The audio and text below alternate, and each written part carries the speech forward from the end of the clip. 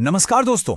मैंने अपनी करियर में 50 से ज्यादा डेटा एनालिस्ट को हायर किया है और पता है मैंने एक चीज हमेशा देखी है। ज्यादातर फ्रेशर्स इंटरव्यूज में बिल्कुल गलत चीजों पर फोकस करते हैं। तो आज मैं आपको वो असली राज बताऊंगा जो हम हायरिंग मैनेजर सोचते हैं, ताकि आप अपना अगला डेटा इंटरव्यू ना आसानी से क्रैक कर सकें। सबसे पहले इस एक लाइन को अपने दिमाग में अच्छी तरह बैठा लीजिए। आप किसी प्रॉब्लम को कैसे अप्रोच करते हैं, ये इस बात से ज्यादा जरूरी है कि आप उसे कितनी जल्दी सॉल्व करते हैं। सच कहूं तो यही एक सोच किसी भी डेटा एनालिस्ट इंटरव्यू को पास करने की सबसे बड़ी चाबी है। तो चलिए शुरू करते हैं। सबसे पहले बात करते हैं उस सबसे बड़े मिथ, मतलब उस गलतफहमी की जो लगभग हर फ्रेशर के दिमाग में होती है। आप सोचते हैं कि हम कुछ और देख रहे हैं, जबकि असल में हमारी नजर कहीं और ही होती है। देखिए, आप लोगों को लगता है कि हजारों फॉर्मूलाज रटने से या पहली बार में एकदम परफेक्ट कोड लिखने से नौकरी मिल जाएगी। आप एक टेक्निकल जीनियस बनने की कोशिश में लगे रहते हैं। लेकिन सच तो यह है कि हम ये सब नहीं देखते। हम ये देखते हैं कि आप सोचते कैसे हैं, आपका प्रॉब्लम को सुलझाने का तरीका, आपका थॉट प्रोसेस क्या है। हमें एक प्रॉब्लम सॉल्वर चाहिए, कोई चलती फिरती फॉर्मूला बुक नहीं। तो सवाल यह है कि हमें सोचने के तरीके को परखते कैसे हैं। बहुत आसान है। हम आपको असल दुनिया से जुड़ी कुछ सिचुएशंस देते हैं। चलिए पहला सिनेरियो देखते हैं जो आपके बिजनेस की समझ को परखेगा। अब जरा आप खुद सोचिए, अगर मैं आपसे पूछूं, हमारी आइसक्रीम की सेल्स गर्मियों में तो जबरदस्त हैं, पर सर्दियों में एकदम ठप हो जाती हैं, आप क्या करेंगे? आपका पहला जवाब क्या होगा? सोचिए जरा। ज्यादातर कैंडिडेट्स क्या करते हैं, वो फौरन कोई टेक्निकल जवाब देते हैं, जैसे सर मैं पाइथन लाइब्रेरीज यूज करके रिग्रेशन एनालिसिस करूंगा। ये एक गलत अप्रोच है।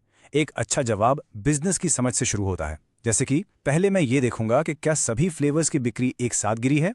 हो सकता है चॉकलेट जैसे फ्लेवर्स सर्दियों में भी ठीक ठाक बिक रहे हों। या फिर मैं कॉम्पिटिटर डेटा देखूंगा, वो लोग सर्दियों में क्या कर रहे हैं। शायद हमें भी हॉट डेजर्ट जैसे कुछ प्रोडक्ट्स लाने चाहिए।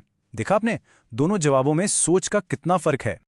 तो यहाँ सबसे जरूरी बात यह है कि हम आपकी प्रोग्रामिंग स्किल्स नहीं परख रहे। हम बस ये देखना चाहते हैं कि आप किसी बिजनेस प्रॉब्लम को सुलझाने के लिए सीधे टूल्स पर कूदते हैं या फिर उसे छोटे छोटे लॉजिकल हिस्सों में तोड़कर समझते हैं। चलिए अब आते हैं दूसरे सिनेरियो पर। यह आपकी जिम्मेदारी और आपकी दूर की सोच को परखता है। याद रखिए, एक एनालिस्ट का काम सिर्फ नंबर क्रंच करना नहीं होता। सवाल यह है, हमारा डेटा ये दिखा रहा है कि नौजवान लोग हमारे एड्स पर ज्यादा क्लिक करते हैं, तो क्या हमें सिर्फ उन्हीं को टारगेट करना चाहिए? ये एक बहुत ही कॉमन एथिक्स का सवाल है जो डेटा ड्रिवन मार्केटिंग में अक्सर उठता है। अब जो सिर्फ शॉर्ट टर्म प्रॉफिट के बारे में सोचेगा वो कहेगा हाँ बिल्कुल, इससे तो मैक्सिमम प्रॉफिट मिलेगा।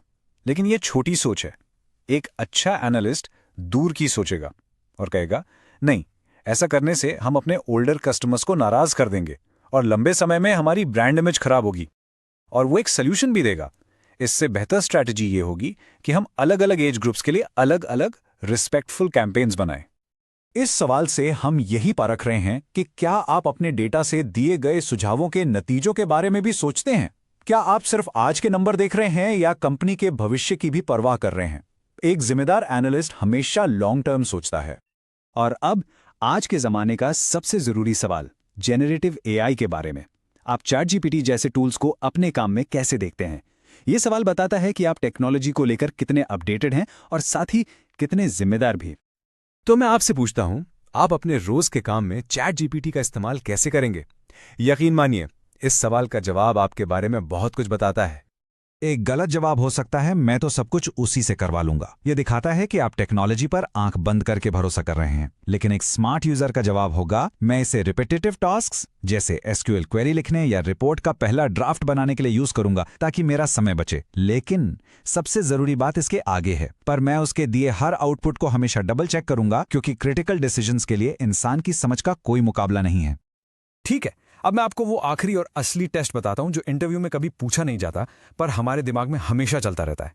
यही वो चीज है जो एक अच्छे कैंडिडेट को एक बेहतरीन कैंडिडेट से अलग करती है। ये एक सीक्रेट टेस्ट है। हम मन में सोचते हैं, क्या ये कैंडिडेट अपने कॉम्प्लेक्स एनालिसिस को एक 10 साल के बच्चे को समझा सकता है? इसका मतलब बिल्कुल साफ है। अगर आप किसी मुश्किल चीज को आसान शब्दों में नहीं समझा सकते, तो इसका मतलब है कि आप खुद उसे ठीक से नहीं समझे हैं। याद रखिए, कम्युनिकेशन इज द की। इसके अलावा हम कुछ टेक्निकल सवाल भी पूछते हैं, जैसे एवरेज और मीडियन में क्या फर्क है या मिसिंग डेटा को कैसे हैंडल करोगे। लेकिन इनका मकसद आपकी टेक्स्ट बुक नॉलेज जांचना नहीं है। हम ये देखते हैं कि आप इनके पीछे की स्ट्रैटेजी को समझते हैं या नहीं, और डेटा को लेकर आपके अंदर वो क्यूरियोसिटी, वो जानने की इच्छा है या नहीं। और हाँ, जेन एआई पर सबसे स्मार्ट जवाब क्या हो सकता है? वो ये है, मैं एआई को अपने जूनियर असिस्टेंट की तरह इस्तेमाल करता हूँ। वो पहला ड्राफ्ट तैयार करता है, लेकिन आखिरी सोच और फैसला वो हमेशा मेरा होता है। ये जवाब दिखाता है कि टेक्नोलॉजी आपके काबू में है, आप टेक्नोलॉजी के काबू में नहीं। तो अब आप अपने अगले इंटरव्यू के लिए क्या करेंगे? जवाबों को रटेंगे या एक प्रॉब्लम सॉल्वर की तरह सोचना शुरू करेंगे? फैसला आपका है। All the very best.